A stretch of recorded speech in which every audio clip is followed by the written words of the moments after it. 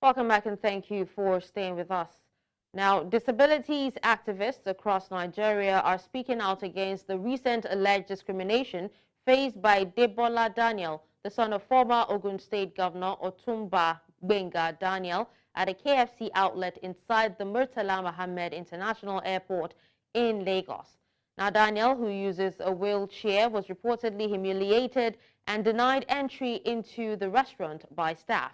The incident led to the Federal Airports Authority temporarily shutting down the KFC branch. Disability rights groups say they will no longer tolerate such discriminatory acts against persons with disabilities in public spaces. They are calling for strict enforcement of the Disability Act of 2012 and sanctions against perpetrators as a deterrent.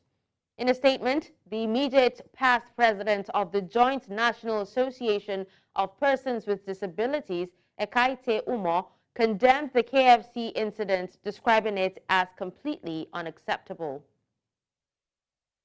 Now, to discuss this, I'm joined by Senior Registrar, Federal Medical Center, Abeokuta, Dr. Adewumi Enoch. Hello, Doctor. Thank you so much for joining me. Hello, good afternoon. It's Good my pleasure afternoon. to be here. All right, now, Doctor, can you tell us how will incidents of discrimination and humiliation, such as the one experienced by Debola Daniel, impact the mental well-being and also the health of individuals with disabilities? Okay, so the first thing I'd like to say is that what happened to the young man should never happen to anybody. It's actually very terrible, and it's something that should be condemned by all well-meaning Nigerians, and everybody who has a heart should condemn what happened, because things like this could actually lead to someone having anxiety, could lead to someone having depression, could lead to some sort of self-esteem issues, and then could lead to depression, which could lead to someone thinking of committing suicide. So if someone feels like, okay, I cannot go somewhere in my environment and feel accepted like just every other person who is there, then people can actually lapse into depression, anxiety, and so many other things that I have mentioned. And it could lead to them even thinking of committing suicide, because what's the essence of being alive if you are not going to be allowed to do what other people would do? And when we talk about people with disability, we discover that they are not the ones who put themselves in that situation. Most of the times, these are things that they do not have control over. So even people who are now discriminating against them should also know that they could be in that situation tomorrow. So it's very, very, very, very disheartening that something like this could happen. And when you start discriminating against people, they will find it difficult to be able to speak out and reach out to people when it comes to matters of their health. So these are things that discriminating against people who have disability can actually lead to. Okay. Now, Doctor, from a public health standpoint, what are the potential consequences of perpetuating societal biases against people living with disabilities? Okay, so when we talk about health, health is a state of complete physical, mental, and social well-being, not the mere absence of disease or infirmities. So, from a from public health standpoint, someone who has a disability needs to be accepted into the society, because this could lead to them not even wanting to seek healthcare in the first place. So someone who, like when you look at our society, we have a law that talks about disability, and part of that law states that every building, every public building in Nigeria should have a access for people with disability. But we do not have that at the moment in the country. So how many people, our people cannot even, our people with disability cannot even get on buses to go to the hospital. People with disability cannot access the hospitals. It's very, very difficult for them to be able to reach out.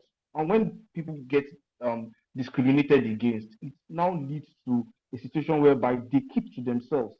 So even if they have any health challenge, anything that they want to talk to people about, because they are being discriminated against, they would not be able to reach out to people.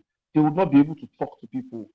Thank God that this young man is someone who is popular, and he has a voice. People who do not have a voice, just imagine what they are going through on a daily basis. So from the public health aspect, it is very, very, it's a huge barrier for people who have disability to be able to access healthcare.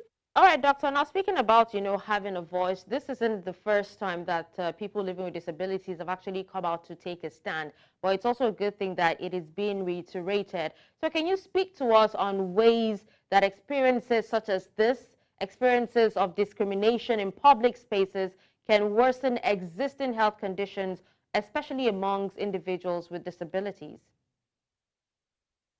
So when someone who has a disability is being discriminated against, it's difficult for the person to actually be able to get to the hospital. So let me give an example. Someone with a disability has hypertension, for instance, now, and he does not have access to go to the hospital. Or the last time he went to the hospital, while he was at the car park, somebody looked at him and said something derogatory to him. This person would not be able to want to go to the hospital the next time. And this person can now eventually have one of the complications of hypertension. And that goes for every other medical condition that we see in our environment. So when you discriminate against somebody with a disability, just have it at the back of your mind that you have debarred the person, you have denied the person opportunity to be able to open up to somebody else, which could lead to worsening of the existing health condition that the person has. In addition to that, the mental health challenges that I spoke about the other time could also worsen the challenges that these people have. So it's best that people with disability are looked upon just like every other person in the society. Discriminating against them would make them refuse to want to open up. And I am hammering on this fact that when you discriminate against someone, you make it difficult for them to be able to reach out to other people who even want to reach out to them. So it's very, very important that we check discrimination and we use the full wrath of law on everyone who has discriminated or who is discriminating against people. There are fines that our law has stipulated, and it's up to 5 years jail term. So anybody who has discriminated, let us have a scapegoat such that these kind of things will not happen to other people again. All right, but then, Doctor, is there a way that technology can be leveraged to enhance accessibility and also independence for people with disabilities in various aspects of daily life? So when we talk about technology in medicine, for instance, there's access to telemedicine, and if the government and well-meaning Nigerians can ensure that people with disability have access to telemedicine platforms where they can see their doctors and they can reach out to get their medications delivered to them in their houses. Their investigations can be done for them in the house, and home visits can be done for. They can book home visits from these telemedicine platforms. These are things that can help them to be able to access healthcare, and they can eventually enjoy what every other person enjoys. We can also make our cities compliant to them. We can make our public buildings compliant to people with disability. These are things that can actually promote their health and also make them to have access to healthcare from the comfort of their homes without too much interaction with humans. All right, well, thank you so much for joining us and speaking on this, Dr. Adewumi Enoch. We appreciate you for your time. Thank you.